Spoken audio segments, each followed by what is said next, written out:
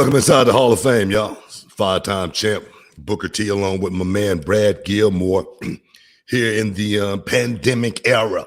But we're still rolling, man. We're still having fun. It's a good way to describe it. The pandemic era of the Hall of Fame. I'm serious, man. But how you feeling, man? How you feeling, though? I know you dug in, probably going stare crazy, right? Yeah, a little bit. Like I said, it's kind of been the same thing, trying to find, something to watch on TV and keep preoccupied. But I've been definitely doing that. The thing is, the weather's been real nice where we are. The weather's been great. So I've been outside a lot, just kind of sitting out, relaxing, got the iPad out in the backyard, watching, some TV or whatnot. What about you? What have you been doing to kill the time? Man, me and Charmel, we've been off into The Godfather of Harlem. And it's actually a really good series with Forrest Whitaker playing Bumpy Johnson back in Harlem. You got Malcolm X, you got Muhammad Ali running around. So it's actually, sending me back in time, back in the 60s, what it was like. But it's an awesome series. You get a chance to check it out. It's pretty good. Yeah, I've heard about that. And so it's who else is in that? I know Forrest Whitaker. Is anybody else of note? Man, it's a lot of people of note, man. But it's I'm not off in the names as far as actors go, unless there's someone I'm really, really off into. But unless you're Denzel or exactly. George. But it's a lot of guys in there that you're gonna see, that you're gonna recognize. Like I said, it's a really, really good series. Check it out. You can't go wrong. Right now we're on episode 10. I think we got a couple more to watch, and hopefully it's going to be another season because it really has intrigued my going back and just getting out. I don't watch a whole lot of television, you know what I mean, especially not a whole lot of current stuff, but I watched a movie last week called, I think, The Last Stand with Arnold Schwarzenegger. I think was it Johnny Knoxville is in there? Yeah, exactly. And it was actually really, really good. I watched another throwback movie that they redid, was Charles Bronson. Death Wish. Death Wish. Now, what's his name? Bruce Willis. Yeah. And it's actually a really, really good feel of the way the movie was, but changed up just a little bit. So I've been getting a chance to sit back and watch stuff like that. So it's been pretty cool. And my thing is, Charmel, she's always on me as far as, when are we going to sit down and watch a movie, something, that's not MMA related, not, boxing related. So it's actually been pretty awesome, getting caught up, with I like Death Wish. I watched the original one recently, and I just love the end of that movie. Remember the end of the movie? He leaves town. He's in a different city. I think he's like in the airport or something like that. And he sees a bunch of guys like picking on a woman, or like they steal her purse, something like that. And, he goes over to help her, and then they like say something to him, and he just looks at him. And he goes, with his gun. And I'm like, oh, we're about to get into it now. We're about to get into the business. The thing though that I watched, or was it last night or the night before, that's just compelling, was, have you heard about this Last Dance documentary with Michael Jordan and the '98 Bulls? Yeah, man. I was actually checking it out, man, and it just goes to show how good the brother really was. But it showed the dynamic of the team, like with Pippen, you know what I mean, being the cleanup guy, pretty much, the guy that was putting in a whole lot of work, but not getting that superstar status, not getting that superstar payoff as well. So it had a whole lot of different dynamics that went into it. I definitely got to go back and watch the full entirety of it, because it was like 2 parts. Was it 1 part? Yeah, so it's actually overall it's 10 parts, but they just showed the first 2 parts on whenever that was, Monday night or no, Sunday night. And the thing about it was, the Pippen in that last season with the Bulls, he was the 122nd highest paid player in the NBA. Yeah. In the NBA. Yeah. He was the 6th highest paid player on his own team. I get Mike should be number 1.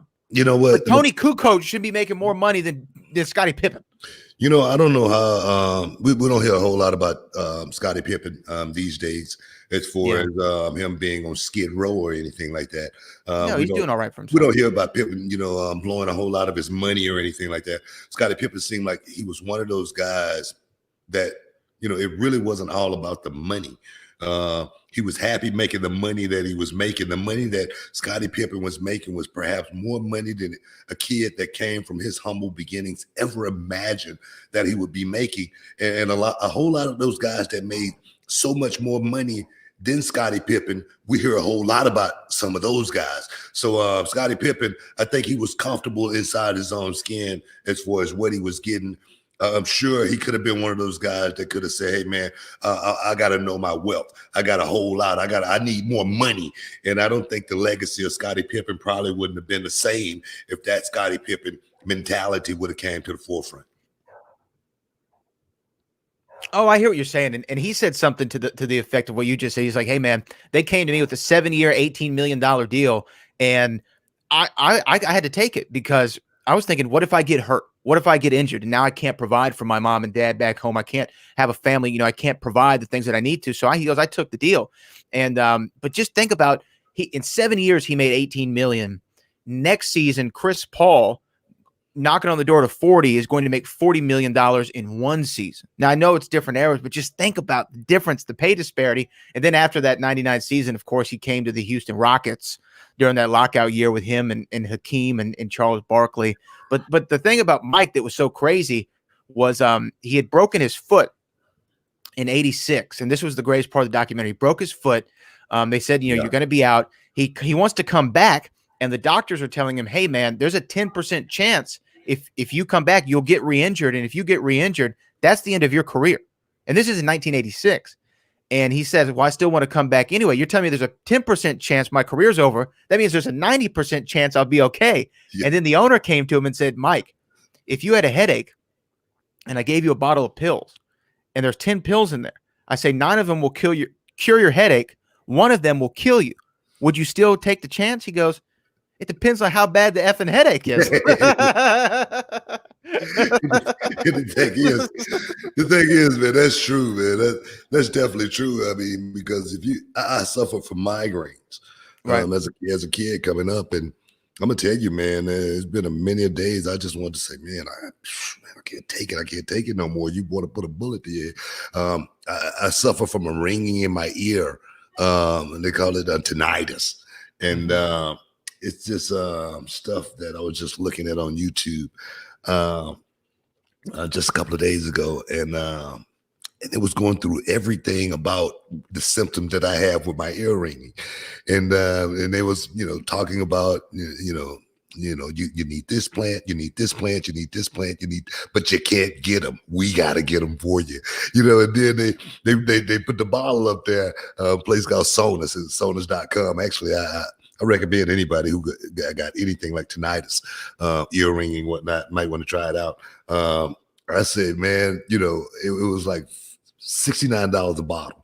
But if you get 3 bottles, it's $49 a bottle. I said, baby, order me those 3 bottles right now. But after I listened to it, because it was real, and then I've been taking it for like about 4 days, and my ear ringing has gone down almost to a whisper. So I trust me, I know exactly what Michael Jordan was talking about as far as, hey man, if it'll cure me, if it, either cure me or kill me. Yeah. At this point, I'm ready. At this point, ready to take we got to do something about this, man. So sonus.com, if anybody got that's a free plug. Throw it out there. Yeah. But I definitely I recommend you go check it out, because the first 2 episodes were just it was captivating to know what was going on. Even with the front office, Mike didn't get along with the GM. I mean, the coach, Phil Jackson's last year. There's this whole drama surrounding it. And then next week, they're going to focus on Dennis Rodman. And you had your run-ins with Dennis Rodman. We talked about it a couple of weeks ago on the show. So if you haven't seen The Last Dance, anybody out there, that's what really got me on Sunday night. I was locked in, and they were cursing up a storm on ESPN. They didn't care what time it was. They were F-bomb this, F-bomb that. They've been saying a lot of shit, Yeah. On television. I was watching AEW, and we got 2 in 2 segments, and I was like, what the hell's going on here? I mean, have this pandemic changed the FCC guidelines? What I mean? I got to know. But it's crazy, man. It's crazy. Hey man, Howard Finkel, man. On a serious note, Howard Finkel, greatest announcer perhaps in the history of WWE. No, perhaps, definitely the greatest announcer in the history of WWE. Passed away just a couple of days ago. Howard had been fighting, man. He had been fighting with cancer for quite some time. Last time I saw him, he was still high spirits, man. Still the same Howard. Still worried about me, man, thinking about how is Charmel, you know what I mean? That's what I remember. My last encounter with Howard Finkel, a great man. When I got to the company, when I got to WWF back in the day, I couldn't wait to hear Howard Finkel announce me coming to the ring, and actually, just to put that stamp of approval that, man, I made it. And I'm sure a lot of guys that came into the company, when they heard Howard Finkel pronounce their name for the first time, they said, wow, man, I did it. So Howard, you saw him with the Angels now, brother, and I'm sure I'll see you again. Rest in peace. Yeah, I mean, it was definitely sad news to hear. 69 years of age, not an old guy at all in any stretch of the imagination. 69 is not old. He was the first employee of the WWE. The first guy ever hired by Vince McMahon was Howard Finkel, and he had been with the company throughout the whole time. And he used to say, I've been listening to a bunch of Howard stories. He used to say that he had the real WrestleMania streak, not the Undertaker, because he was at every WrestleMania up until WrestleMania 32. He was 32-0 going into Cowboy Stadium. That was his last one, and what a great one to go out on. 101,000 people were there for him to be in the middle of the ring announcing the Hall of Fame class that year. But I remember, Book, when I first came into reality wrestling, I remember the first meeting I had with you and Kevin Bernhardt and Paul at the time. You were telling me, hey, well, I want you to be the ring announcer, and you go, you know who Howard Finkel is, right? And I was like, yeah. He goes, you say, I want you to sound exactly like Howard Finkel. And I'm like, well, hold on, man. It's kind of a big deal there. It's not the easiest thing in the world. And so I remember walking to the ring for the first time ever at reality wrestling. I'm walking up the steps, and the whole time in my head, I'm thinking, all right, Howard Finkel, come on, man. You got to bless me here. I got to sound like Howard. Like Booker T wants me to sound like Howard Finkel. I got to sound like Howard. And then that night, there was a match between two guys, and there was a title change. And I'm like, here's my chance. And so with everything I had, I went, and no, and I just remember I'm doing Howard proud, because that's who I'm trying to think about. And he had the best voice ever, though. I mean, when you hear him now, there was a clip going around of the night that CM Punk was wrestling, I think, Alberto Del Rio. And it's when Alberto had his own ring announcer. And so CM Punk brought out Howard Finkel as his personal ring announcer, and you were on commentary with everybody else. That, And the reaction, though, that crowd in New York gave Howard Finkel, a guy who, I mean, I guess he technically wrestled in like the tuxedo matches with Harvey Whippleman back in the day and stuff like that. But the guy never was a wrestler. He was just the announcer. He just was an announcer. He got so much love from the crowd because he was the Fink. He was the guy that it's almost like, in a way, like a Johnny Carson, in a way, right? Like the guy who you saw your entire life. You were always at home when you saw Howard Finkel, and you knew, okay, well, I'm in for wrestling because there's the Fink, and we're about to hear we're about to hear and still are making his way down the aisle. I mean, one of those things. And Howard was just the best, man. I tell you the one that I was doing commentary, and Bret Hart had came back, and I had to introduce Bret Hart coming out. And I was like, man, this is my moment to actually get a chance to do my Howard Finkel impersonation, right? And I said, coming to the ring, Bret, the Hitman Hunt. and Michael Cole looked at me and goes, what is wrong with you? That's my Finkel. That's my Finkel impersonation. Because he didn't say your heart. He just said, yeah. It was just one of those things. I swear, man. I think that he said, miss him, man. I think Howard Finkel said in an interview, Bret Hart was his favorite one to introduce. Like that was the one that he loved to say. I haven't tested this out, but I saw Luke Gallows from a couple years ago. He was telling a story about Howard Finkel, And I'm going to see if I can play this here right now. Let's see if we can hear this. This is Luke Gallows. Tell me if you can hear this book. No, can't hear it. No? No. Okay. Well, maybe I can't get it this way. I'll figure it out here in a little bit. But you know what? I know how I'll do it. But I can see it, just can't hear it. Yeah. It's such a great story. So look, I'll play it this way because I know the fans will hear it at home. Here we go.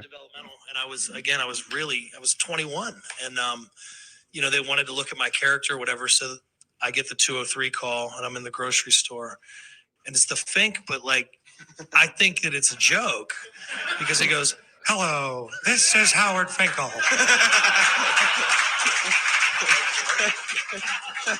Excuse me? This is Howard Finkel. Oh man, really? Yes. You're booked on this weekend's live event series, and you'll be taking on Kane. But you're still going like, he's got his ring announcer voice on the phone. Like, this guy's more awesome than I could ever imagine. So then he's like, you know, he's doing the travel at this point. He's not ring announcing stuff anymore. So he's like, your hotel will be the Marriott, and you will pick up your rental car from Budget. So like, I'm going, okay, great. So then I'm like, okay, it's not a joke. This is great. Thank you so much, sir. I really appreciate it. I'm going to do my best. And then right before we hang up, he goes, oh, and one more thing. Watch out for that choke slam. And then click, right? And then he hangs up. I just thought that was just a great story. It just shows you how much Howard loved. He loved the business, and he never stopped, right? Watch out for that choke slam. Sure, yeah. I mean, he was so his words, man, were impeccable. I mean, his voice was so unique, and he would definitely be remembered for many, many years. I'm sure so many guys that got so many stories to tell about Howard Finkel, and I'm sure we're going to be hearing a whole lot of them over the next few weeks. But like I say, definitely again, man, he's touring with the Angels now, and he's calling those big matches, you know, those big WWE matches in the sky. And I'm sure, like I said, we'll see him again. So rest in peace, Howard Finkel. One of the great ones, man. Definitely one of the great ones. Yeah, I mean, the best of all time. And I saw a meme going around that, you know, heaven has Bobby Heenan, Gene Okerlund, and now Howard Finkel. They got the greatest announced team of all time up there at the pearly gates. So, you know, Great, rest in man. peace to the Fink. Yeah, definitely, man. Hey, man, just part of life, man. We go through, and we got to deal with it, man. We got to face it, you know, head on. And that's the sad part about this business, man. Because we are so close. We are so close. We are like a family, and that kind of bring me to just this week. So many guys getting let go from the company. We truly are family, and to see guys like Gallows, Anderson, you know, those guys, man, they've put in a lot of work, and it's unfortunate this time that we're going through right now. Some guys got to take a hit, some guys got to suffer, but I'm sure those guys are going to bounce back. I was looking at a tweet that Cassius Ono put out, you know, and you know, Chris Hero is back, you know, and a lot of these guys are going to be able to still go out there and continue to do what they do. It's just going through this time right now. I know it feels a certain way, especially when something like that happens. But like I said, I'm sure those guys are going to get right back on the horse as soon as this thing blow over. And look like this thing about to kind of blow over here in Texas here next week. Look like we're about to open back up. So look like guys will be able to get back out there and get back to work. Yeah, I mean, it's one of those things to where you've seen it. You know, I mean, I heard yesterday Neiman Marcus is filing bankruptcy, and you know, Macy's might be next. And you think about all these companies that are going under, and you know, it wasn't an easy week for, you know, WWE. It wasn't easy to release these guys. Obviously, no one wants to, you know, let somebody out of their job, especially during this time. And some of the names, though, I mean, they were shocking. And I, you know, sometimes when you see these releases, I guess for me, when I would look at it as a fan, some of them you're not so shocked by. You're like, okay, well, they weren't really on TV a whole lot. I guess, you know, they've been around for a while. Okay, I could see that. I guess I understand that. And then some of them really catch you off guard. Like the Rusev one was a little bit one that caught me off guard. Gallows and Anderson was one that definitely caught me off guard. Kurt Angle, I didn't expect either. But then there are those names sometimes. And you're like, wow, I can't believe that. But a lot of these guys, think about this. You know, Steve Austin's run in WWE was like 7 years or something like that, right? He came in the early 90s, and then he was out by 03, right? So he's had like a 7-8 year run or something to that effect. Rock too. And you look at some of these guys; they were around for like 14 years, 15 years in the company. A guy like a Heath Slater, like Zack Ryder. These guys have been around for 15 years almost in the company. That's like a really good run when you think about, hey, I want to have my dreams to be a professional wrestler for WWE, and I got to do it for 15 years. Obviously, no one ever wants to leave and no one wants to get let go. But when you kind of look at it, hindsight 2020, it's like, wow, a lot of these guys had a great career. I mean, I remember Zack Ryder. We were talking about WrestleMania 32 when he won the Intercontinental Championship, and that 101,000 people was so shocked and unexpected. And that was one of those WrestleMania moments for him. And I didn't want to see any of these guys obviously lose their jobs. And some of them are more shocking than others, but some of them had great careers to kind of hang their hat on, and they made their mark. And here's the thing about Heath Slater. A couple years ago, we remember Drew McIntyre and Jinder Mahal were both a part of 3MB with Heath Slater. They both got cut. They both got brought back, and they both became WWE champions. So, I mean, if you're looking at the math for Heath Slater, it might not be such a, maybe this is a good thing, Yeah, man. It's crazy times we're going through right now. Even, I sit back and it's the first time I've talked about it.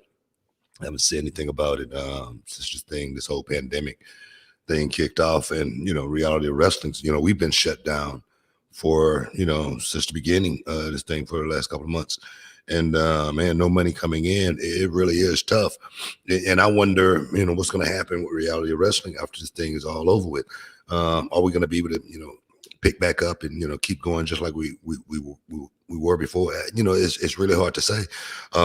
One thing about reality of wrestling, if it did close down, we could reopen relatively quickly, just because we own everything. We own all our own cameras, we own our own rings. The only thing we don't own is our building. So starting over from that perspective is the only thing that I'm thinking about more than anything, and trying to keep reality of wrestling going, because I got a lot of young guys, a lot of young girls that still want to pursue it and have someone that can complete this journey, as well as working on their craft, as far as learning the the little bitty things, the knowledge of what the business is really all about. The business is not going anywhere. It's gonna continue to flourish. Like I said, once this thing blow over, I actually think it's going to be bigger than it was before. So just hopefully I'm keeping my fingers crossed that, somehow reality of wrestling can come out, afloat, just like we did back, when the stock market crashed, back in 2008. We took a hard hit. We thought we was going to have to close the doors, but everything worked out for us. And I'm just praying to God that, reality of wrestling can keep, doing what we've been doing now for the past 15 years. So guys, support your reality of wrestling. Yeah, definitely. I mean, I've also been thinking about that too. Just all these things that you don't think about, some of these services and businesses that are being affected by this. And like I said, WWE, they're the big dog, obviously, in professional wrestling, but even they can't get away from it. I mean, not having any fans in the crowd, that's going to hurt. Not having that money coming in from touring, that's going to hurt. Not having the gates, not having the merch sales in the arenas, that's going to hurt. And you know what? I want to throw an idea out there. Since we don't have fans in the arena, but we still have our cities, man. We still have people that's loving, watching WWE on a regular basis. Why aren't we having, WWE Monday Night Raw watch parties around the world, and film coming in from around the world with people still excited about, watching the show? I think that will pipe in some crowd noise. I think that would pipe in some excitement, and still see people still active. So WWE, there's an idea for you right there. There's a lot of people out there that want to, be along, be a part of, the solution. And that's just making sure everything stay intact when this thing is all over with. So let's think about, creating some watch parties. I'm talking about in Detroit. I'm talking about in Chicago. I'm talking about Vegas. I'm talking about Houston. Every week, we just get 5 cities alone to watch WWE, and I'm talking about it could be in some of the biggest clubs, some biggest bars around. Some small settings. We can't do it that big. I forgot about the social distancing, but we could definitely figure out somehow to actually make that happen. Yeah.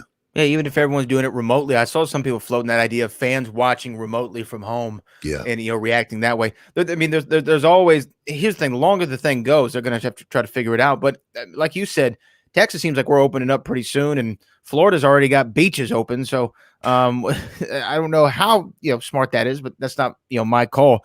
But I want to go back though on these releases though for you. This is something that in the last few years we haven't had, but I remember it would seem to be like a week or two after WrestleMania, almost every year, there would be 10 to 15 guys who would be let go or girls that would be let go. When you were a part of the roster and those cuts would happen, I know that you've said before, you always knew that you were talent and that you had a pretty secure spot. But what was the morale like backstage? Because obviously, as a performer and as a independent business owner yourself, hey, they're just doing what's best for business. They got to keep some money. They got to get cash flow in here. They're going into the end of the quarter, what have you. But as a talent, what is the morale like backstage? Does everyone feel down, even though they understand it's kind of like, we got to go out here and do a show, and my friend just lost his job? Or, I mean, what for you? How do you remember it? I mean, show must go on. I mean, it's a job at the end of the day, and that's the only way I've ever looked at me being in the business. I've never looked at myself as a star, celebrity, or anything like that. Even though I know I am, I look at myself in the mirror every day, and I'm just Junior. I'm still that same kid that grew up. Looking at me getting up and leaving in the house on Tuesday when I go to LA, when I go to do the pay-per-views or whatever. That's me just going to work. I put my suit on, I put my tie on, and I go to work. And I think about it like that on a day-to-day basis for the last 30 years almost. I've thought about it that way. I always thought, man, when is this ride going to be over with? When am I going to lose my value? And and they replace me. So I've always thought about that. Just because I've always looked at it as first and foremost job number one, nothing more. It's not playtime. It's not me going out and having fun on the weekends or anything like that. It's going out there and creating a lifestyle for me and my family. More importantly than anything, I'm sure these guys didn't see it coming. It's one of those things to where, man, this was one that came out of the blue. But there again, you got to be able to adjust. You got to be able to keep your head on straight. You got to be able to focus in times like this and say, okay, let me figure out what route am I going to go. And I've been seeing a lot of the guys so far, just like Maria and Mike Bennett, just started a podcast. Like I say, Cassius Uno, he might have put Ono away, but Chris Hero is back. You got to be able to literally, get tunnel vision in a situation like this. Me personally, I've never been in that position. Thank God. But if that time did come, that's why I got Reality of Wrestling. That's why we do the got the ESPN thing. That's why we doing the podcast. That's why comic book. GI Bro. I mean, and literally these are things that I just start thinking about here over the last year or so. These are the things that I've been thinking about since I was 30 years old. Is how am I going to exit the business in case anything happened? Preparation is the only luck that we're ever going to have. So I've been preparing for it. Like I say, I know these guys right now. It's one of those times to where they're like, man, why me? But there again, this is an opportunity to really, really step out there and put yourself out there and create something. And, it's always going to be a route back, of course. But right now, it's really time to start creating and thinking about what's next. And the bad thing though about it is I remember like we talked about Jinder Mahal. I remember when Jinder Mahal got released. He was living in Houston at the time, so it was just a phone call away. Hey, Book, can I come to Reality of Wrestling? Boom, you're here. We have independence. We have everything going on. But now, and then even a few weeks ago, or a few months ago, when people get released, it's like, oh, maybe he's going to like what was the guy's name? Ty Dillinger. He gets released. Oh, I'm going over to AEW, right? But now, even though AEW is still running, it's like I'm sure they're having some issues not having that constant cash flow coming in from their gates, and they don't do live events anyway. But coming in from their live shows and whatnot, and maybe they're not in a position to pick up guys at this time. So it's kind of a different time for guys to get released because there are no independents going right now. AEW might not be in the financial situation to be able to pick everyone up, and they're not going to pick everyone up anyway, but they might not be able to pick you up right now. So it's kind of a weird time for these guys and girls who did get let go to say, well, where do I go right now? There's nowhere to go. There's nowhere to go right now. So it definitely does, it's a different situation than it would be in the past, but still, like you said, there's other things auxiliary around the squared circle that you might be able to get involved with, like a YouTube channel, a podcast, whatever you can for the interim. And hopefully by the summertime or whenever this thing blows over, we're back full force and we're running shows and we're making money again, and you have the independence to go to. Yeah, I think what makes it so scary is, with the social distancing, them even opening the country back up. You wonder how long is it going to be before a stadium is, able to be filled. You wonder, when are people going to be able to go back to Vegas? That's what I'm wondering. When are we going to be able to get back to Vegas? You know what I mean? We're trying to get that Fury Wilder 3.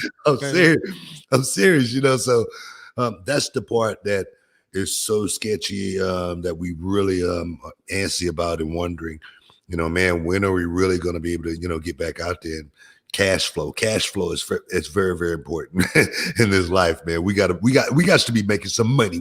And that's what we're thinking about more than anything. So we're thinking about, the crowds coming back. We're thinking about, being able to actually get on an airplane and, like a lot of these guys, they know they got money over in Japan waiting on them. They know that, but they got to be able to get on a plane first. They got to be able to,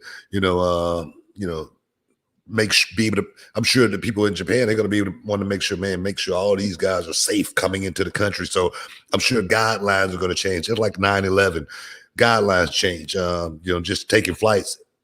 Our whole world turned upside down.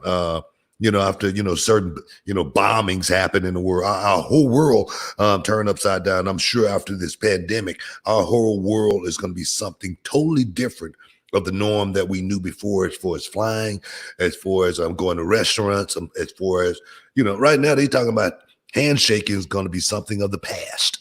And that right there is, it's hard for me, sometimes to not want to shake somebody's hand too. So it's crazy how life is going to be totally different after this pandemic in every way for so many people, if they're thinking about their health and their safety for themselves and their families. Do you think, though, that once everything gets back to normal, we're running regular shows again, WWE's touring the nation, all this stuff, do you think that a lot of these guys or some of these guys might be coming back? Like, I'm already hearing Sarah Logan was released, and I'm already hearing that she's on her way back already, just like a few days later. Guys like Mike Chioda, or a lot of the road agents, the Lance Storms of the world, the Kurt Angles, the Gregory Helm, some of these guys who, they don't really have a lot of work to do for the road agents right now because they're not on the road. Do you think that these guys might come back and we'll see them again? Yeah, I'm sure if everything get back going, I'm sure a lot of those guys that were producers, from what I was reading, those guys were furloughed. So everything come back and they start doing shows, they're going to need those guys. It's not that, it's just a matter of fact. They're going to need bodies, and that's what that right now we got too many of. Right now they can't even sell any oil right now. You know what I mean? Yeah, they're giving oil away. They're giving oil away just because man, we ain't got nowhere to put it. When we can't sell it because ain't nobody driving nowhere. You know what I mean? Ain't nobody flying nowhere. So it's definitely going to be a lot different. Yeah, it's just, it all sucks. Everything sucks. You don't want to hear anyone lose their job. So I'm hoping that, and then you even see like Drake Maverick, who put up this video and he's got tears in his eyes, and you could tell he's just such a huge fan of the industry. And it meant so much for him to be a WWE superstar, so much so he's still competing in the cruiserweight tournament that's going on right now. He said, I still want to do that. Let me do this, so I can go out, I guess, on a high note. It just sucks. It sucks for everybody. You don't want to see that. You don't want to see anyone lose their jobs. So, and, people that we know, most of these people, but even people that I know over there, got to let go. It just sucks. It just sucks. But hopefully they'll come. Hopefully everyone comes back when the money comes back, when the business is rolling again. It's just it's what everyone. And the thing is, I saw people attacking the WWE for doing this, and I know it's easy to do that. It's easy to say, oh, y'all got the money, but we don't know that. We don't know the financial situations that everybody's in, at the top. Every company, not just the WWE, every company is doing this, and every company is getting hit the same exact way. And, you can't blame somebody for trying to make sure that they can keep their business afloat through the storm. And that's just the reality of the situation. Yeah, it's easy to, like I say, comment. It's easy to judge how somebody is doing something. And myself, like I say, I don't judge people situations unless I'm in that exact same situation. All right. And I'm not going to judge them. I'm going to, refer to, the way I would handle the situation if it was to happen to me. I know with, just like I say, reality of wrestling, every time someone comes to reality of wrestling, they get paid. They get paid some money. And right now we can't pay anybody any money because we don't have anything going on. The couple of employees that we have, we're making sure they still, getting money in their pocket and trying to make sure they get through this thing just as well. But just imagine if we had 50 employees. Just imagine if we had 100.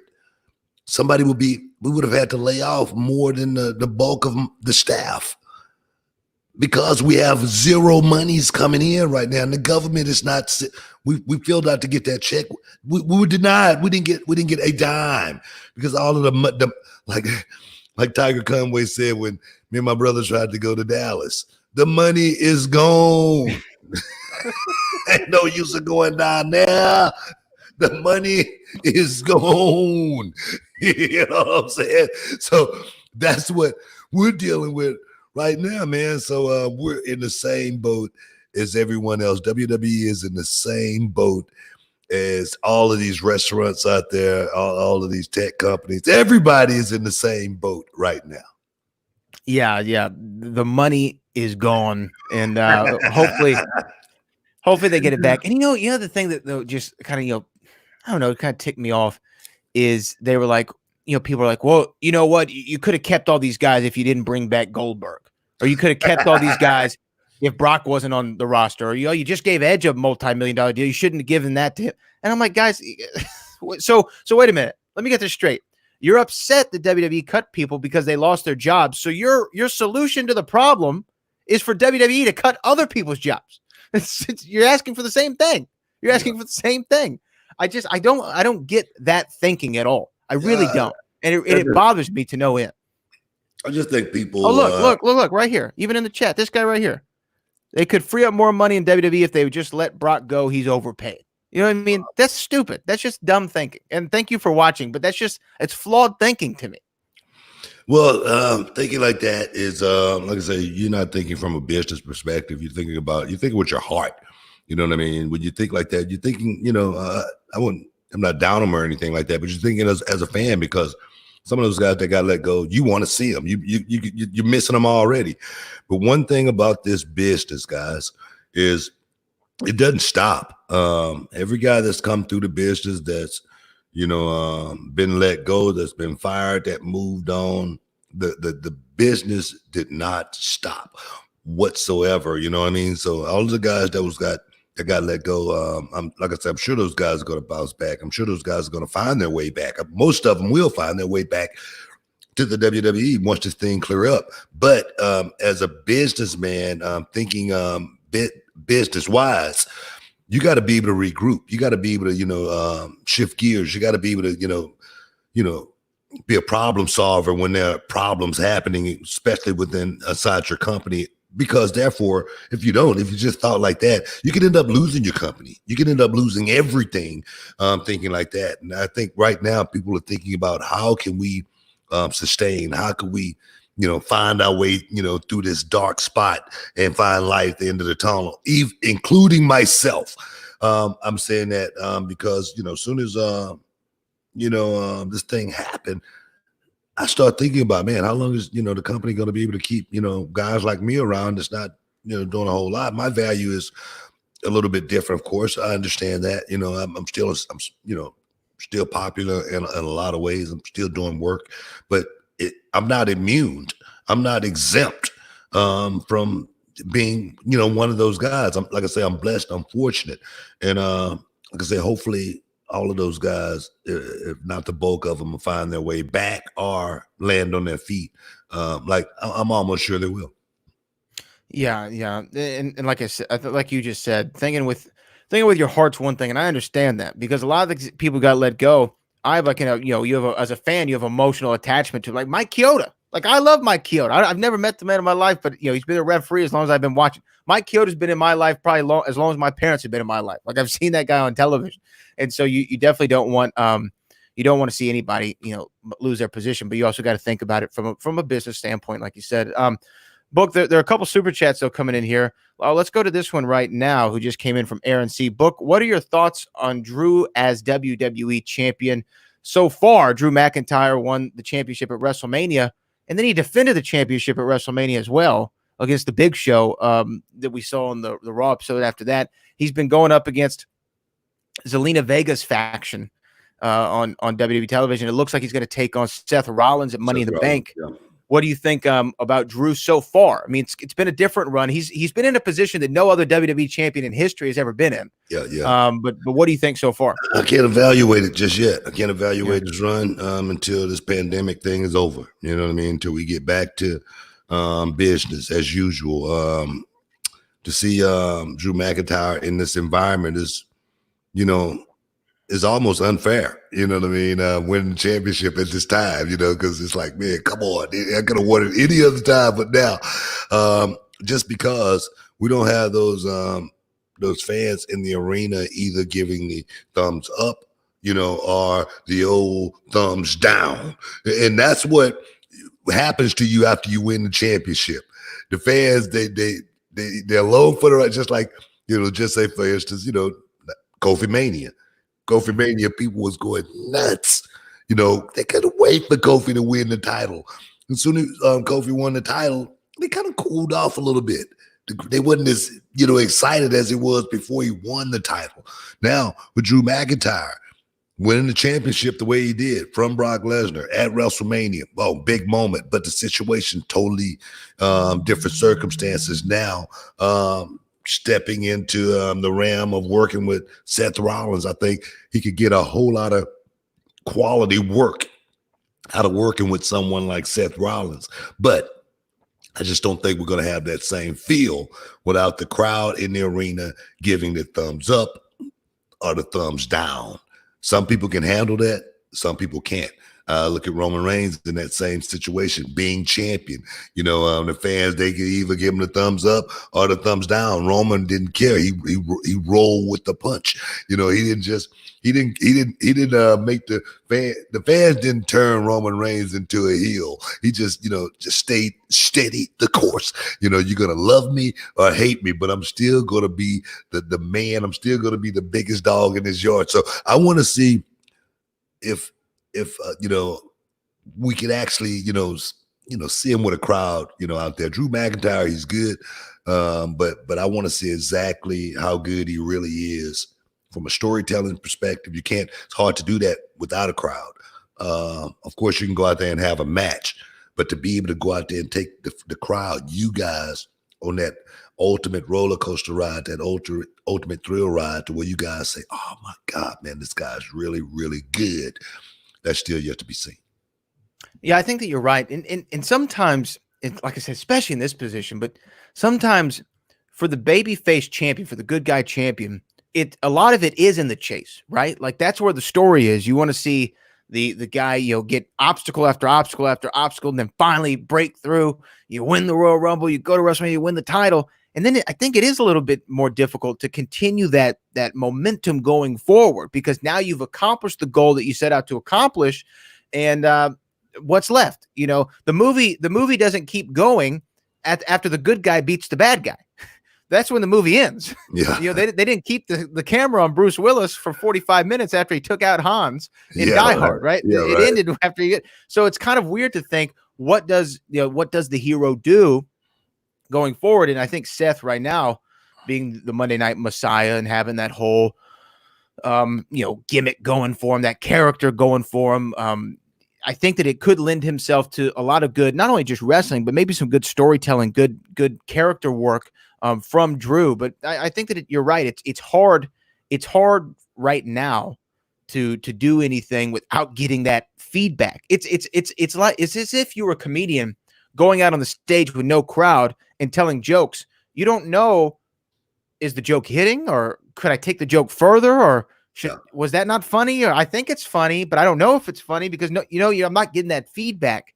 And I'm sure right now Drew is probably thinking, damn, man, like this isn't what I pictured, but he also seems like a guy who's going to adapt. He's going to try to figure it out. I remember watching that WWE Chronicle, and he was like, hey, I never expected to win the Royal Rumble. And of course, after I do, there's a global pandemic and I'm going to wrestle with no fans in front of me. So I think that he has the mind state of, I gotta proceed. I gotta continue to push on and figure out what I need to do to be the best champion under these conditions. Yeah. Like I said, it's a situation that you don't expect to be in ever. I'm sure he's handling it the best he possibly can. But I'm sure he's wishing just like I am. Man, I can't wait till this pandemic thing is over with so I could get back in front of a crowd and actually be able to go out there and perform and see it exactly where I am, because you want to test yourself. Normally, when you're in that position, you want to know how good you really are. You want to be able to work in the main event and know that that, hey man, I'm in the main event tonight. And know the boys that's on the roster, they come up to you, hey man, thanks for bringing it, thanks for drawing the house tonight, that type of stuff. You want to be in that position just once, even though you knew it was a nucleus of talent who drew that house, but to be the guy in that spot and then to be able to go out there and deliver, I'm sure Drew wants that just as much as I do. Absolutely. We got a couple questions coming in from the super chat before we move on, so I want to go to them real quick. Nicholas Rogue asks, what were your thoughts of WWE in the 2000s? I guess that's right when you got there. What were your, initial impressions of WWE when you got there? You know what, man? Coming from WCW to WWE, everything was totally different, of course. I'm sure you guys have heard a whole lot of stories as far as, especially the initiation to coming into the WWF back at that time, coming from WCW, the infamous, Booker T Bagwell match in Tacoma, Washington.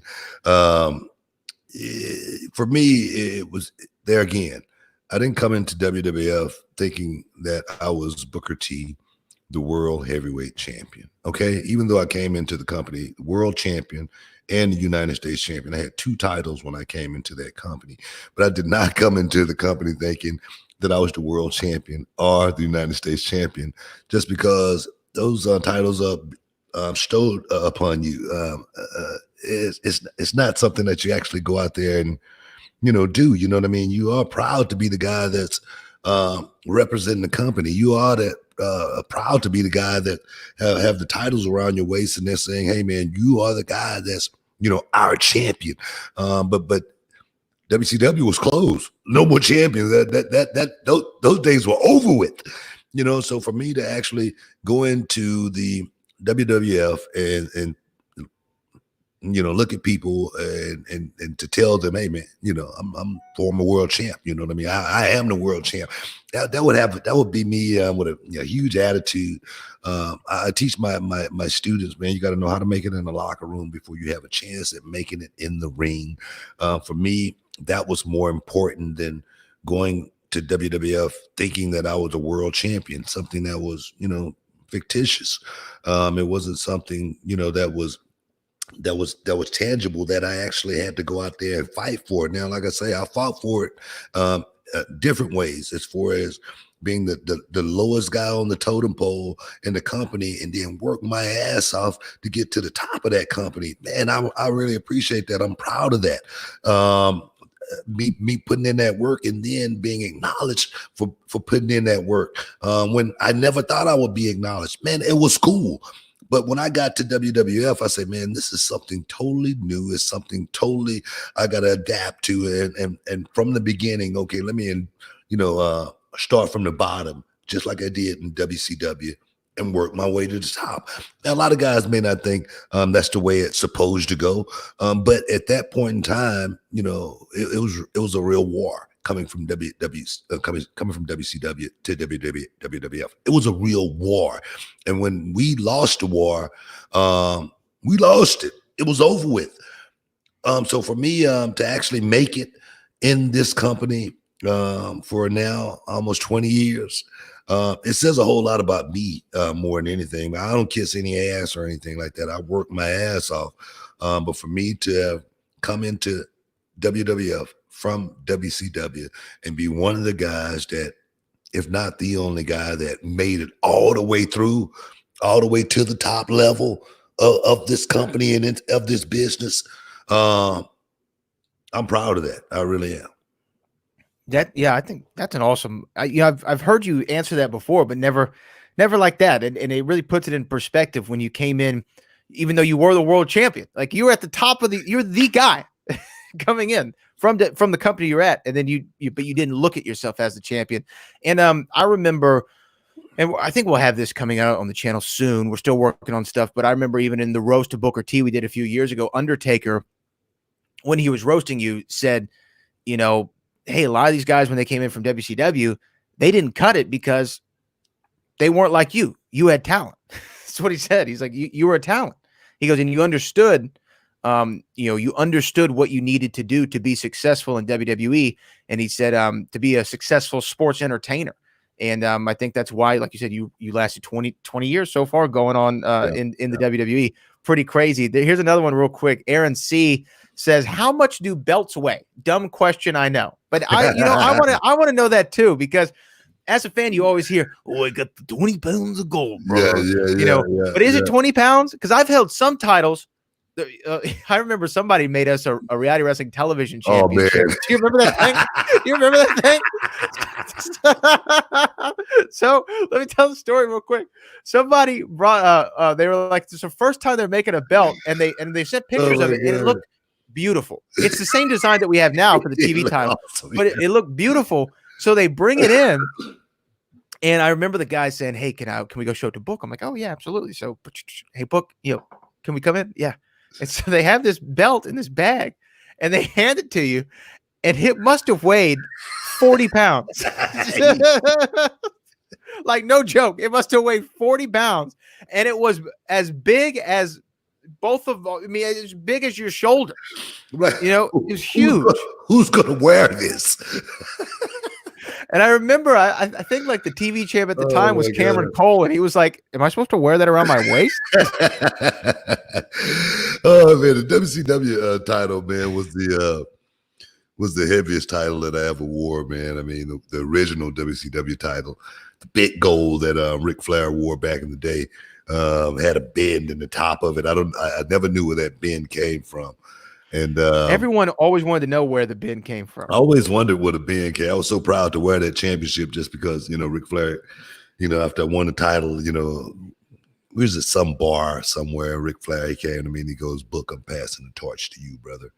And I was like, man, that's pretty awesome. I was pretty taken aback from that right there, because I've been around Ric Flair for many, many, many years. I remember wrestling Ric Flair as a youngster in WCW in a singles match. And, there again, I started at the bottom of that company, and then to have earned the respect of Ric Flair over the years, it was pretty cool for Ric Flair to come and tell me that, he's passing the torch to me. Man, that meant a whole lot. That meant that kid, that worked all the way from the bottom, all the way to the top to actually get that praise from someone like Ric Flair. And, Rick right now is, one of my best friends, man. I mean, before this pandemic thing went down, he had often invited me to go to St. Martin, a private island, with him and his wife. And I couldn't go because, the WWE Backstage and whatnot. But for him to actually offer me,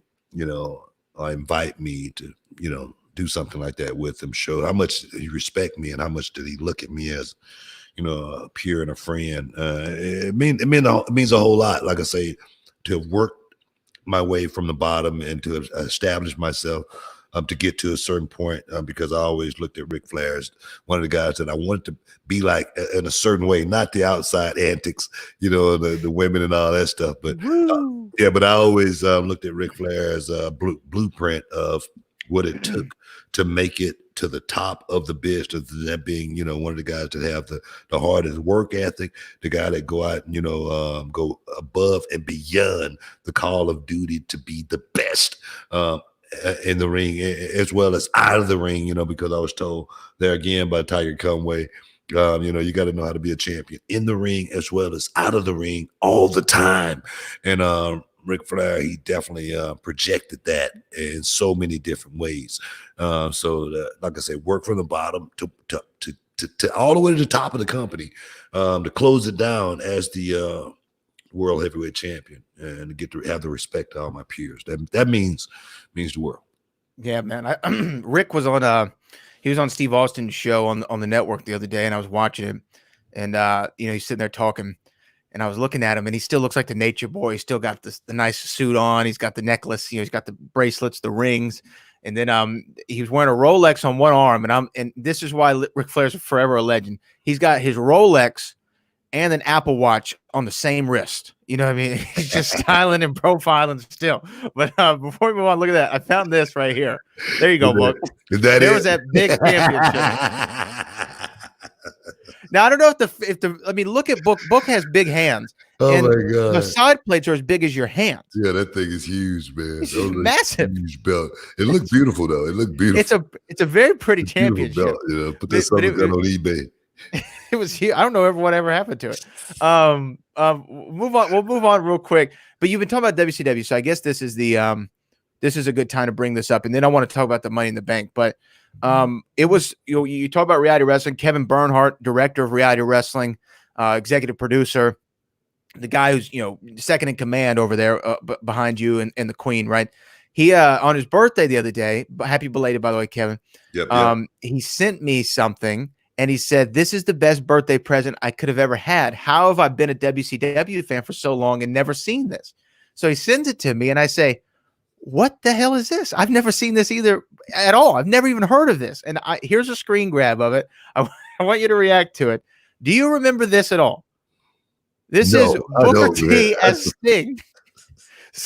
I vaguely remember it. When did this happen?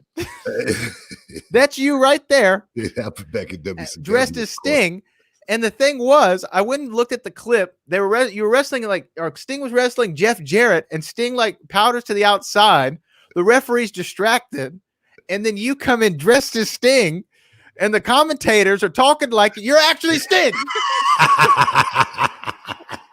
They're like, wait a minute, there's another Sting right now. Wait, who is that? And then it wasn't until you did the Harlem sidekick, Tony Schiavone goes, "That's got to be Booker T." If you notice, I was standing just like Sting right there. Look at me right there. That's a Sting stance. Oh, good Lord. Oh, my God. When I see what was this? I don't know, man. I don't know why we was doing something like that. Like I said, I vaguely remember that because I'm one of these, like I said, I'm a type of person, man, that I've done so many things in professional wrestling. It's like being a bit actor. You know what I mean? I've had so many different roles. It's been like, man, I was a fly on the wall, man. I could tell so many stories. I'm serious. I mean, that's the story of my life. But if it didn't have an emotional connection to me, it was just another script. And after I finished the script, I would burn it and then I would move on to the next script. And that was one of those scripts. You know what I mean? I knew I was out there, obviously, playing a role that night. It wasn't about me. It was about the show. So what I remember about it, not very much. I'm gonna have to go back and watch it, and hopefully it'll refresh my memory. And it's not because I'm having memory lapses or anything like that. It's just because it did not have an emotional connection to me. But when I saw it, I go just like you. What the hell is this? I mean, I don't remember it at all. Here's some clips from it right there. This is nuts. And then here you come.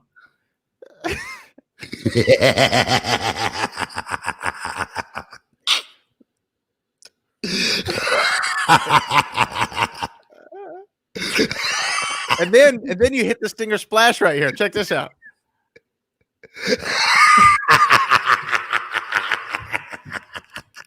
Ready? It's so damn stupid.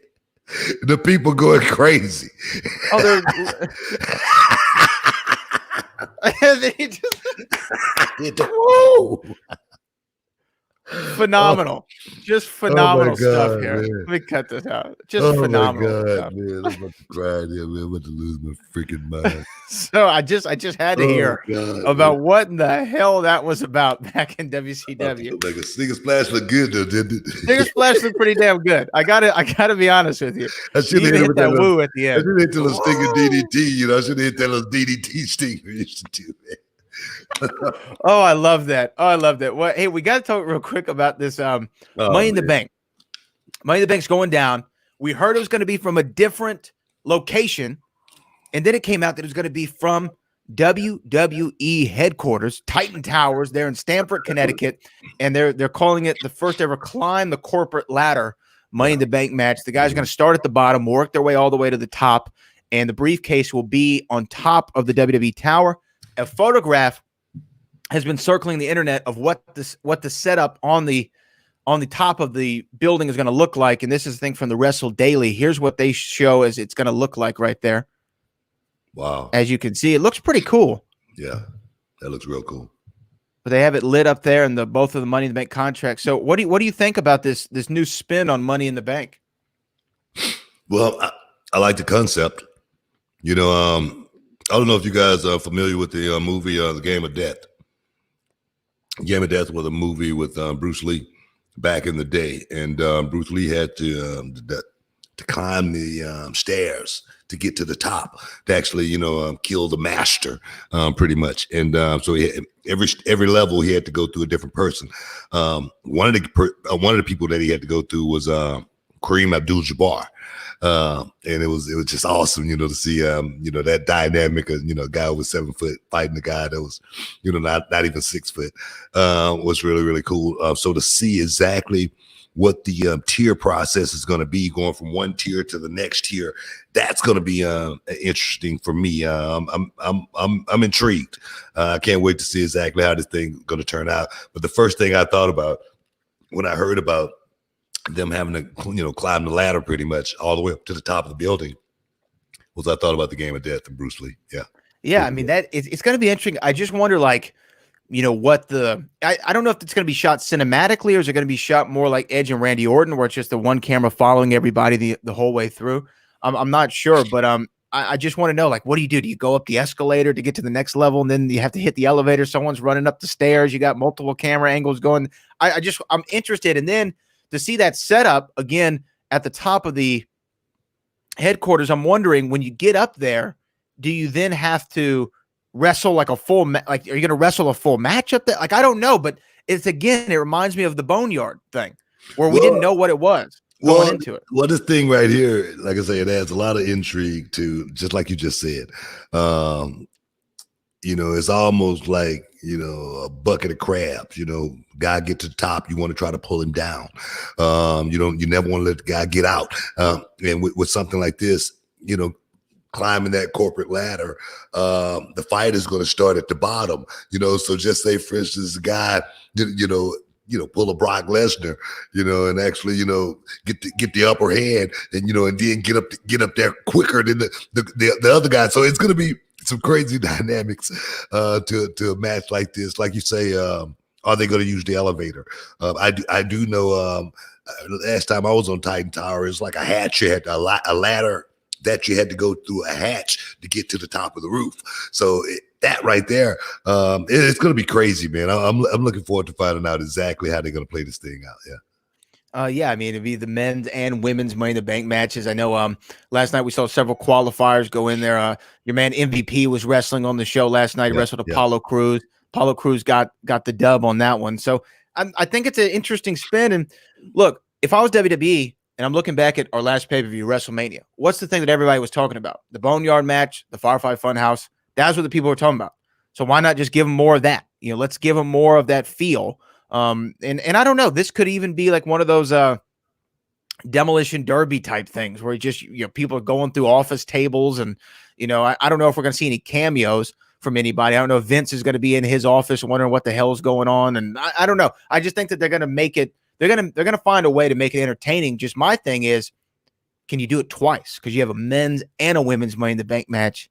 Can we see the same thing in two different ways in the same night and be equally entertained? I think that's going to be the biggest challenge, more than the match itself, is trying to figure out how to make these two things feel different but the same at the same time. Well, we talked about the cinematic matches on WWE Backstage. Yeah. And Punk was, pretty much of the consensus of this is something that can be done every now and then. Christian was of the consensus that we can do this, every now and then. We don't want to overplay it. But me personally, I really think we got a moment here. We got a chance to actually do something unprecedented that we have never done before in professional wrestling and make it something totally different from a cinematic standpoint. Is it something that's going to happen on a weekly basis once we get back to work? Once people start coming back to the arenas? No, we're not.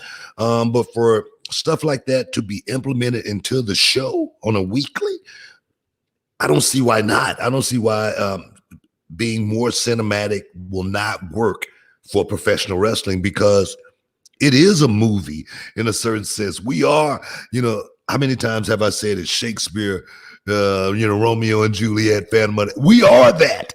And to be able to go out there and, make it as real as we wanted it to be from a cinematic perspective, I think we can get away with that even once this thing is over. And especially right now, we can use a lot more of it. Even the Tommaso Ciampa match. Did you see that one that was done from a cinematic perspective? Yeah. It actually was a pretty good match. It actually had some dynamics in there where, me personally, I know what's happening. But when I see it, I go, that was pretty good. And for me to get that, I want more of that. Yeah, no, absolutely. I think that I'm with you. I remember you had this idea for a TV series, and I won't blow up the idea or anything, but I think that something like that, a series kind of making WWE feel like a TV show over these next few weeks, where you can film these scenes with these guys, more of the Lucha Underground variety, but even the matches are filmed cinematically the whole way through, make it feel more like a TV show just in the interim. You could think of it as almost a, in comic books, they have like those Elseworlds where, hey, this didn't really happen. This was on an alternate timeline. You could, we could always figure something out and just make it fun, make it entertaining. I'm with you. I don't mind them leaning into these cinematic style matches more. I think that, can you do a boneyard match every week? No, you can't do a boneyard match every week. Then it would get boring. But can you shoot even the regular style matches cinematically? I think you can. I really do. I don't think there's any reason that you can't at least try it. You have the ability. I think they could do regular matches on a weekly from a Fight Club perspective. Mm-hmm. You know what I mean? Where you can still have people in the arena from a social distancing perspective, dressed a certain way, no chairs, people standing. I think it's so many. I think there's so many ways to get around what we have right now and still create great content and great product for fans to look at and go, man, this is something I like. And there again, guys, I've said it many, many times. When you see something, you ain't got to say, man, this is the greatest thing I ever seen on, in my life. Man, this is so terrific. All you got to say, man, that was pretty good. And you'll go back and watch it again. So if we could get people to start thinking, man, this is pretty good, I think people will actually tune in and stay tuned for the duration if we could actually pull this thing off properly. Absolutely. So I'm looking forward to Money in the Bank and seeing what they can pull off. And, the cast of characters they have lined up, it's one of those where I don't know who's going to win either. So I'm excited to see Money in the Bank this year, and I'm excited to see how they shoot it. I think that it's just going to be cool. And I will say on Raw, you can tell that not everybody is at the shows, right? You're not going to you don't have access to the full roster. Some people can't travel, some people don't feel comfortable traveling, whatever. But it's really given an opportunity to people like Raw these last 2 weeks has been the Zelina Vega show. She's been in like every segment. She's been on commentary. All her guys have been in every match. They're really giving her a lot. And I feel, I don't know about you, I've been really impressed with the work that she's been doing. She's a really good character for that show. And I really like that they've given her own little faction, and they're letting her, go out there with Drew McIntyre, the WWE champion, and she's got Andrade and her whole crew. I think she's just been knocking it out of the park, Book. Yeah. Not only her, man. I like Angel Garza, Austin Theory. Austin Theory actually, God can actually go out and work, and to see these guys actually get an opportunity. And it's really, really cool stuff with Andrade's and Zelina. It actually, opens a door for him to actually be able to become a superstar sometime here in the future. I think Andrade's the gig has superstar written all over him. He's just got to find this niche. He's got to find this spot. He's got to find the right wrestling gear, first of all. That's what gets me about Andrade's is his wrestling gear. You know what I mean? You got a fan? No, I'm not. I'm not a fan of his wrestling gear. Because you gotta have something that's gonna accent every flaw that you have. And sometimes he doesn't do. Sometimes it looks good, but it's not. It doesn't look good for him. So I think once Andrade's fine, because he's one of the best workers that we have on the roster today. I think his lack of speaking English may hold him back just a little bit. But I think that's why it's good to have Zelina there, who's so good on the mic. But I think once Andrade's get over that hurdle right there, he could be as big of a Mexican star as Rey Mysterio if he could just get past that one thing. I mean, that's high praise coming from you. I mean, no one knows Ray better than you do, and the matches that he and Ray had were phenomenal. And you know what though? I think Angel Garza's got a lot of great qualities too. He can go in there and work, and he's got a lot of charisma about him. I think Austin Theory, I haven't really heard him a whole lot, but what I've seen, he looks impressive. He looks the part, and I think that it's good to see that because I saw that like Vince isn't huge on factions. I saw Triple H say that about Evolution, like he had to really beg to get Evolution together, and you see what that faction was able to do. You have Randy Orton, Dave Bautista. Dave's going to go in the Hall of Fame here sometime whenever the ceremony happens. He's on the list, and Randy's a surefire Hall of Famer. And I don't know, maybe Andrade and the crew with Zelina, maybe they can work themselves up to being one of those heel stables, the same way we've seen through all of wrestling, whether it be the Four Horsemen or the NWO or the DX at one point. I mean, I know those are big comparisons, but maybe they could work their way up to being one of those heel factions that you can't wait to see someone finally stick it to them. And maybe we'll see that happen down the road. I've just really liked what we've seen from them. Like, I think that's been the biggest thing about Raw is since everyone's not there, other people are getting opportunities that they may not normally get. And I feel like that crew has really been knocking it out of the park. Yeah. Like I said, I really feel like having that opportunity for Zelina, she's taking full advantage of it. And I tell you, anybody that get that kind of airtime, I tell you guys, it's worth its weight in gold. You got to go out there and but it's worth its weight in gold, but you still got to go paying for it.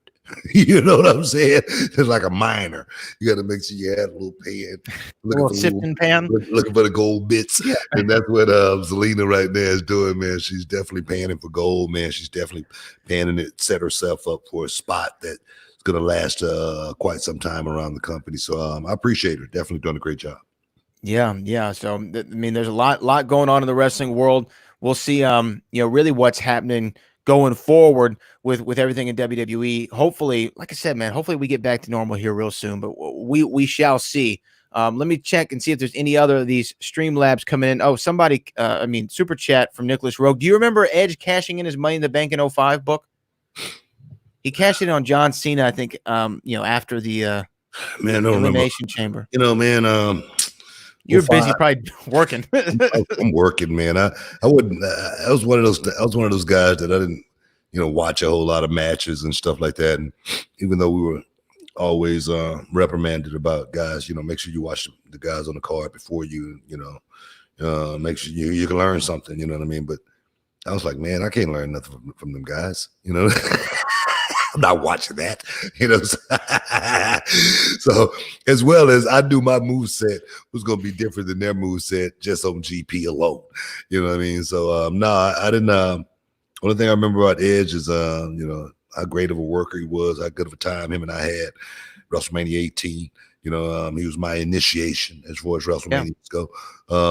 Good friend as well, and definitely glad to see Edge back doing, you know, what he loves, and hopefully he'll finish the thing the way he wants to finish it. Yeah. You talk about though let me ask you this, because I've always wanted to know. So the Edge match at WrestleMania 18 was the started over the shampoo commercial, right? Yeah. How did that all come together?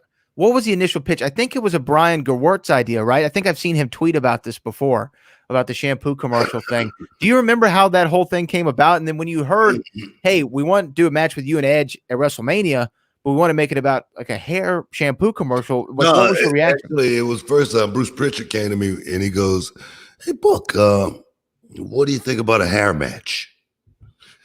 I say, "A hair match?" And he goes, "Yeah, you know what I mean? You know, hair for hair, you against Edge. WrestleMania." I go, "Is Edge cutting his hair?" I say, "Because I'm not cutting mine." And he was like, "Well, you know, okay, well, no, okay, well, you know, we'll figure something out." Because I shut that down immediately. Some guys were thinking for a second and go, you know, "Yeah, okay, you know what I mean? It's good, you know what I mean?" But I had grown my dreads, they were growing, and I wasn't about to start that process over again. I wasn't thinking about, hey guys, y'all give me an extra check and it'll be cool, and, you know, give me a bonus or whatever. I wasn't thinking like that. Only thing I was thinking is Edge cutting his hair. And so they shot that idea down and they came up with the hair shampoo deal, and Gerwitz may have come up with that, but I know Bruce Pritchard came to me with the idea first. It was a test, I think. It was a test to see if it was something I would do first and foremost, and as well as just to see how far, you know, we could push the guy. You know what I mean? And I think Bruce found out initially that you know, I was a cool guy, but you know, some things I wasn't willing to just, you know, say yeah to. You know, like packing Steve Austin's bags. Bruce came to me with that one too. That's one of the great stories that you know, again, I think whenever we get some of these roast videos out, that story's been told as well from Mr. Bruce Pritchard. Yeah. Did you want to talk any UFC before we get out of here? Hey man, UFC is definitely taking place May 9th. May 9th, they're calling it UFC 249, so I guess we're back here at UFC 249. But Amanda Nunes, she already said, man, she's not in. Amanda Nunes said, "I'm out." I don't know what they're thinking about right now. I'm not ready. I'm not prepared to actually get back in the octagon right now, especially with this pandemic going on. She said maybe June I'll be ready, but right now, what the hell she been doing while the pandemic been going? She ain't had time to train. Ain't nothing. She ain't doing nothing. She hadn't fought in what? Almost 2 years? That my question is, why would she not be ready for a fight if it's, you know, I mean, other than she's worried about the coronavirus and not wanting to be out and about or having to catch a flight somewhere. That's the only thing I can think of. Well, but you know, I will say, you do remember a few years ago, she had that upper respiratory issue when she had sinusitis, and remember she pulled out of the fight because of that. I don't know if there's any sort of issues that she has typically going on with her respiratory system. Maybe that's something, but I mean, I think she was scheduled to fight Felicia Spencer, if I'm correct. Yeah. Who's only got one loss to Chris Cyborg. Chris Cyborg beat up on her though. I mean, she just beat up on her. But Felicia showed that she was real tough. She took a hell of a beating that night. Definitely. But you know, so it should be. I don't want to say it's a layup for Amanda Nunes, but I would think that Amanda Nunes would be a heavy favorite going up against a Felicia Spencer. You know what? I don't know what Amanda Nunes' deal is a trip, what a trip is, but she seemed to be one of these fighters that is very cautious. She's not one to just take a fight and say, okay. I can appreciate that. I really can. If this fight just came out of the blue and Dana White called her and said, "Hey, May 9th, you're on the rosters, Felicia Spencer." I might be, no different than Amanda Nunes. Man, what the hell are you talking about? No one has prepared me for this. No one has told me about me fighting anytime soon. If it's a situation like that, I totally understand. But if it's just for her not being, properly, trained, you know what I mean, because of, she hadn't, I don't know. It's just one of those. It's just one of those things. But I can understand if if it's a last minute spur of the moment type deal. Fighters got to be more cautious when they're stepping into a fight, because one thing about the fight game is you could have your highest of highs or your lowest of lows, and once that happens, it can affect everything that's going on as far as you being a fighter. Absolutely. Let's look though real quick at this. Is the planned fight card so far. You have Tony Ferguson, Justin Gaethje, Henry Cejudo, and Dominic Cruz. I want to get your reaction to that. We knew Amanda Nunes was going to be defending the title no longer. Ngannou versus Rosenstruck, Anthony Pettis versus Donald Cerrone. I mean, this is a fight card, man. You have Jacare Souza on the card, Greg Hardy, Michelle Watterson, the Karate Hottie, Jeremy Stevens. This is a pretty stacked card for May the 9th if we see this go on. But what do you think about this card overall, and what fights stick out to you? Oh, man, the Cerrone Pettis fight, I think the one that stick out to me. Cerrone just coming off of a big loss. It was quick. He didn't take a whole lot of damage or anything like that. But stepping back in there with Pettis, this will be the rematch for those two guys. I don't think I still pick Pettis in that fight.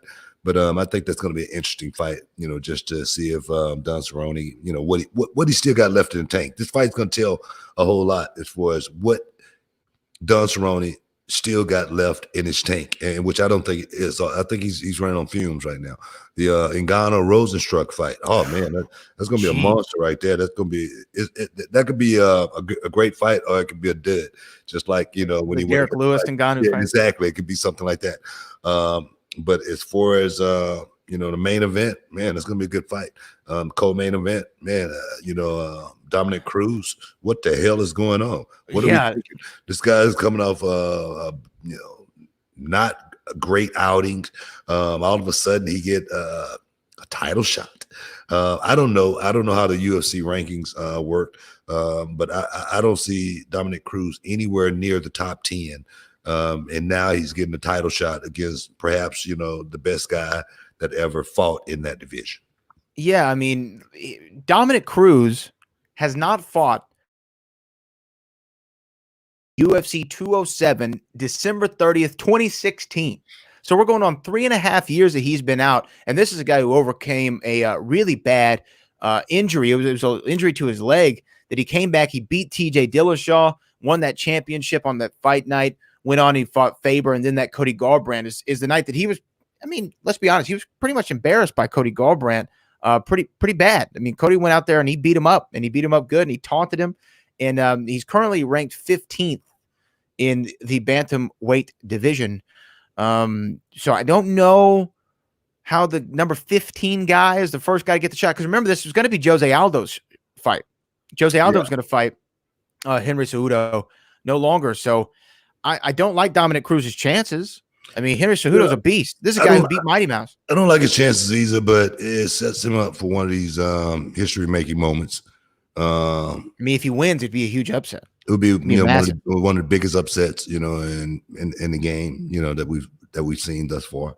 Been a lot of great upsets in the UFC. John Jones, of course, getting upset. I wouldn't really call that an upset, but some people would call not John Jones. What am I thinking about? Cormier? Brazilian? No. Anderson Silva. Anderson Silva. What am I thinking about? Anderson the Chris Silva. Weidman fight. Chris Weidman. That was a huge upset. Matt Serra. I think Matt Serra. That's the biggest one to me. I think that was the biggest when he beat GSP. That upset right there, it came out of the blue. No one saw that coming. Me personally, I think that's the biggest upset as far as UFC go. But this right here would be a huge upset if Dominic Cruz, since 2016, 4 years, 4-year layoff, coming off a huge loss after a great victory Yeah. Got to throw that in there. Over TJ Dillashaw. After pulling that fight off, it was he was coming off a long layoff when he fought TJ Dillashaw also.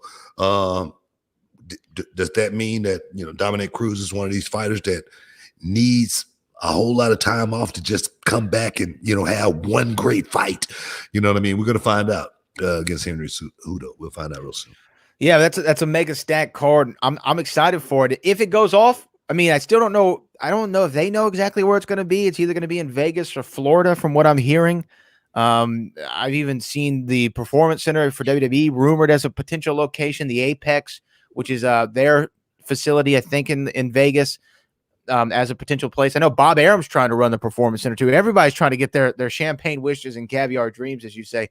But May 9th, man, if it comes around, this could be one. I mean, this card's stacked, so it could be one of the best UFC fight nights or fight cards in history. I think that they should show it for free. I think they should put this on free television. Now, don't make people pay $70 to watch this. Put it on free TV. Get the ratings of a lifetime. No, man, look, man, these guys still got to make their money too. They ain't about trying to give up nothing. Look, nothing's free. Nothing's free. Yeah, that's true. These guys trying to get their money, and hopefully they can get the support of the people that's going to watch it to help these guys continue to make that money that they're making, which is not the money that I think they should be making. That's a conversation for another time. But I think they should, you know, keep business as usual. Hopefully these guys can, from what I heard, you know, once they start this thing, they're going to be having fights on a weekly basis. Yeah. So hopefully these guys can get back in the saddle real quick. And I think that's what everybody's trying to do right now is, you know, just trying to get back on track and get the world back to the way it was. And hopefully we can do that here over the next few weeks.